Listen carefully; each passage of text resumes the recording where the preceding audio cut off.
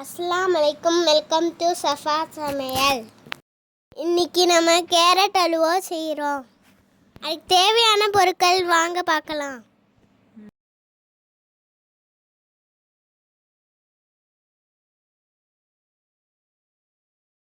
ஒரு cup திருவுணை carrot, அதே கப்பில் கப் சீனி,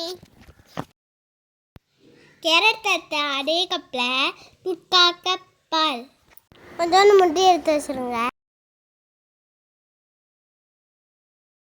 அடுப்பில் சட்டி வச்சு சட்டி காஞ்சதும் 3 டேபிள் ஸ்பூன் நெய் விட்டுங்க.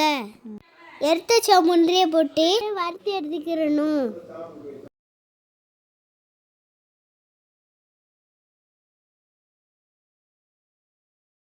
அந்த நெய்யில் நம்ம வெட்டி வச்ச கேரட் எடுத்து போடுங்க.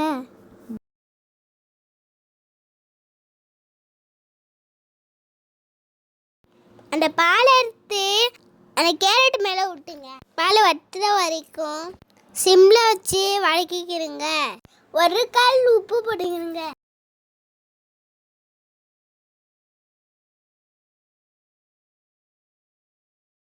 பால் வத்தினதுக்கு அப்புறம் சீனி போட்டு எல்லாம் வதக்கிக்கிறங்க.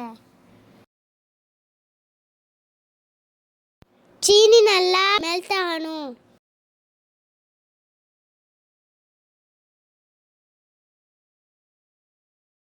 மெல்ட்டான சீனி எல்லாம் கட்டி வர வரைக்கும் கெட்டிக்கிறங்க. நம்ம வறுத்து வச்ச முந்திரியை போட்டு இறக்குனா அல்வா ரெடி.